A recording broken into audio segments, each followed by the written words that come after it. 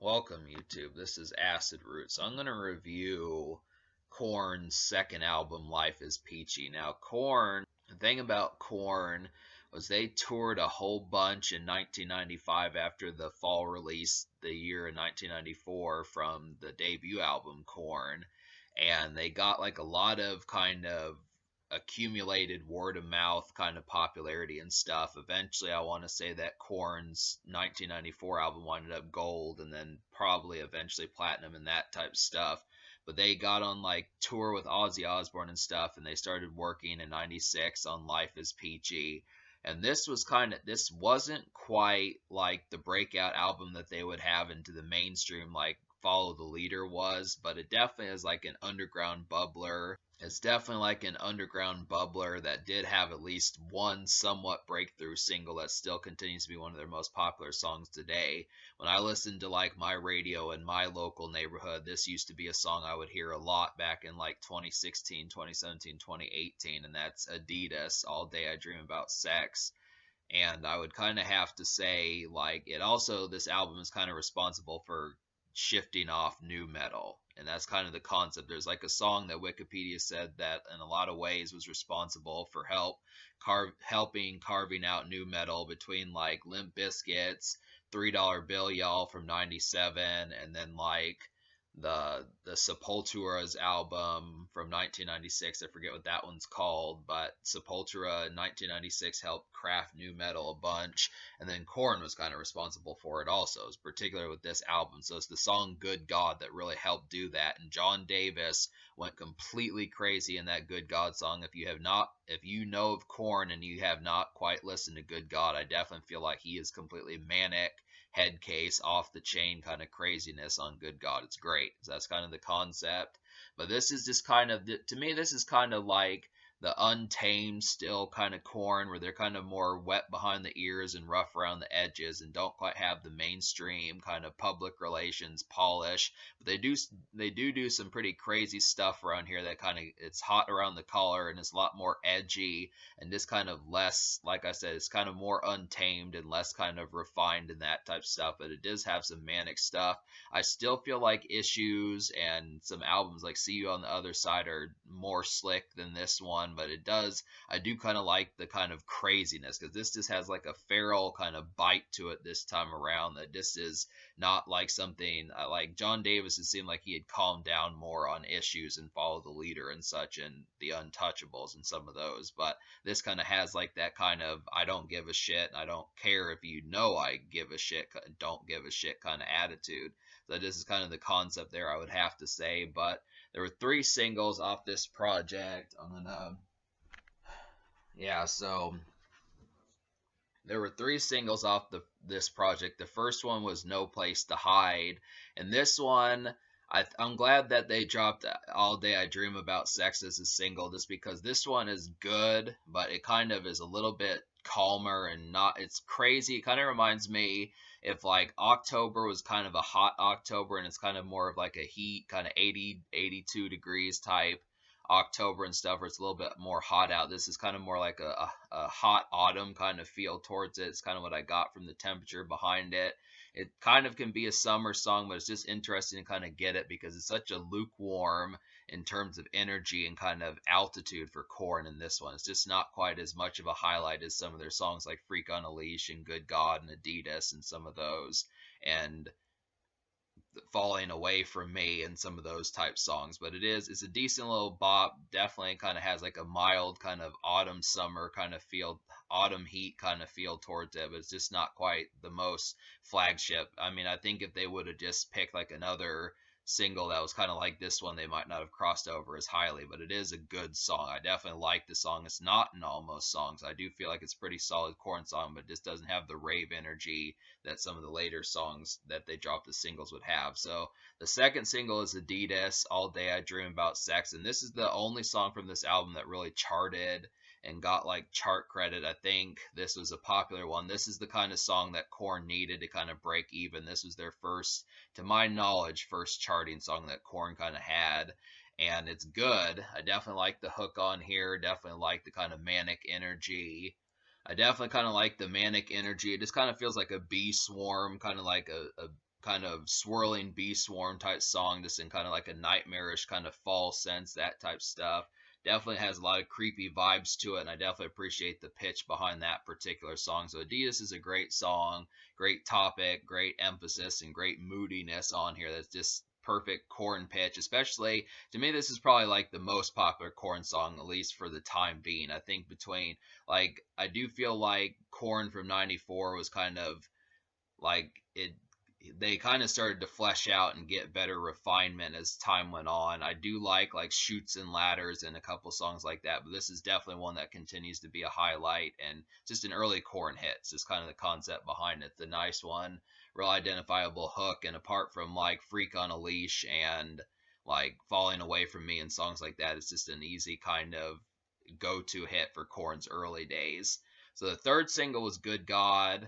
Third single was Good God, and this is, like I said, one of the ones that was helped. This is kind of one of the ones that was responsible for pitching new metal together, and the Limp Bizkit and Kid Rock and those type folks, Godsmack and some of those type vibes that would kind of go on, Linkin Park and some of them. But it's interesting for Korn to have done this way back in 1996 because, like I said, John Davis completely goes crazy after the second verse where he's like, "Get the fuck out of my face."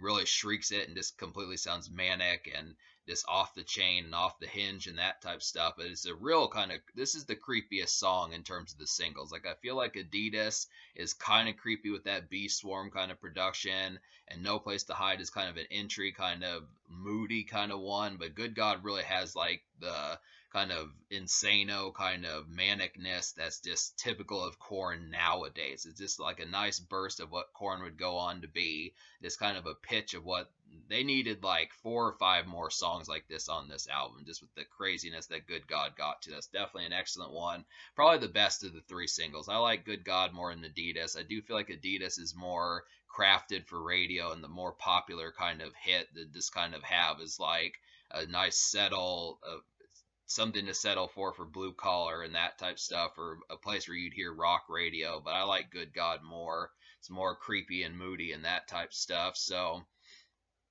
the thing about this album, Life is Peachy, is it kind of is slight on album cuts. Like they do have some hits on here. Like I really thoroughly enjoyed like their cover of the Ice Cube The Predator song Wicked. They definitely did an excellent job with that. They didn't let Ice Cube down, and it led to them collaborating a couple more times with Ice Cube.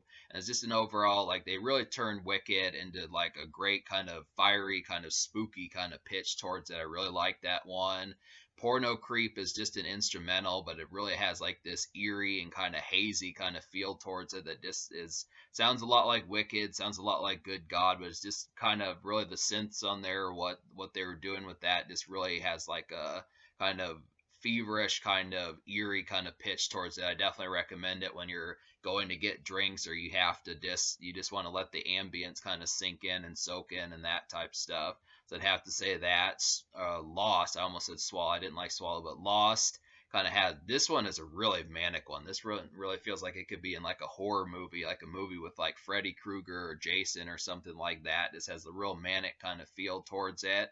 And then if you like the kind of mosh pit craziness of Good God and Wicked, the Ice Cube cover, I would also say you'll probably like Twist. Twist really kind of does like that kind of, this kind of gibberish kind of craziness shrieks that, I want to say he did that. It was either in like Got the Life or uh it was either Got the Life or Freak on a Leash, where John Davis started doing that kind of gibberish shrieks that he does, but he really nailed it extremely well on Twist. And there's just a lot of songs on here that just kind of have like a lot of manic head case type feel towards it, that just kind of proves that they're kind of loose cannons in a lot of ways. And that's something that Korn has always had. I think it's something that's particularly enjoyable, that kind of keeps them in the valve of kind of saying that they are mainstream rock in some cases, but they're not about to sell out. And that's just kind of the concept. So it's good to kind of get that.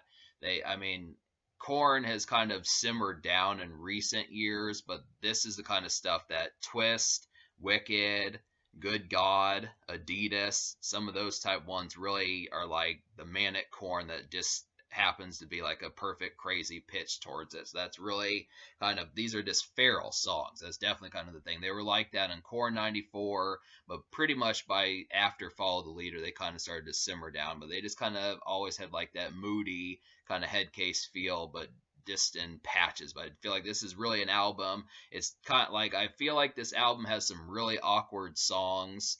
It does have some awkward ones that are not only not interesting to listen to, but kind of awkward kind of song topics and song titles, like Mr. Rogers, Cunts, Ass Itch, and Kill You all kind of have awkward vibes that just were not easy to get into, and just didn't really see a point to really listening to that much. Probably strictly for like the most hardcore of hardcore. And like, I didn't really like the production instrumentation on Swallow and Shy. I don't know if it's Shy or Chi, whichever. There's two ways of saying that word, so it's like, didn't really feel those. But about half the album was kind of like that. But the hits on here, the ones that are the favorites and the kind of the ones that have the complete creepy pitch, are really shine through. I feel like these are some of Korn's best. Like a.d.i.d.a.s is one of Korn's best. That's a career highlight. Wicked is damn near a career highlight. I feel like Good God is a career highlight, and Twist might as well be a career highlight just because of this the manic craziness. Just like they don't do that very much. And I would almost say Porno Creep may not be a career highlight, but I would definitely recommend to Korn to do more instrumentals that just kind of have that moody kind of eeriness to them, and do that more often, because that was just pretty slick to kind of have some ambient music in there as far as doing that. So that's just has a lot of career highlights to kind of go along with it. A lot of cool and clever ideas and that type stuff. So yeah, I'm gonna give this album, despite the fact that I only liked 7 out of 14 songs, I'm still gonna give this album a 6.5 out of 10, because they had a lot of clever ideas, a lot of like best kind of like some defining moments that still are great, that are better than some of the times. I don't know for certain because I haven't listened to every single, like I need to listen more to the Nothing and then like the Requiem album they dropped last year. But I want to say that compared to some of the singles and stuff, these are some ones that really are continue to be popular, and that's just kind of the concept. I mean, there's some folks that feel like early Korn is better than later Korn, but the Nothing singles were pretty good, and so are the Serenity of Suffering. But it's just kind of, yeah, I just really like the kind of don't give a fuck kind of altitude of this particular album, and just the sheer kind of like insano kind of craziness that this album kind of pitch is definitely that's sorely missed. So that's kind of the concept. And 6.6 out of 10. The social score I will give like the social score I will give like a 6 out of 10, just because it had 3 singles, but I don't really hear them that much apart from a.d.i.d.a.s on the radio. That's just kind of the concept. But there are some ones that are pretty popular. I would definitely recommend Wicked to people. Definitely recommend a.d.i.d.a.s. Definitely recommend Good God, Porno Creep, and Twist. It's really a good chalk amount of songs and hits on here to kind of recommend, but it just is kind of lacking some album cuts. Could use more of those. And there were some kind of awkward ones on here. I feel like Follow the Leader and Issues were probably more filled out, and like Untouchables was more mainstream, and Serenity of Suffering, there just were some good ones that kind of fleshed out the album cuts. But I mean, this was their second album. Really, they were not projected as someone who was going to go gold back in the day. They really had to tour and kind of get their name out there back in 95, 96. That's kind of the concept, but they did it pretty fast. They became mainstream acts, and they helped revolutionize nu metal, and they did that pretty quickly. Just with this album is kind of where that started, where they went from just like a local and kind of indie kind of band almost to like this, and it's like, hey, they're radio staples. That's just kind of the concept. So that's good stuff there. In terms of the future, Korn just put out like Requiem back in early 2022, so it'll probably be a little while before they're back, but I still think I'm gonna have to check out more of their stuff.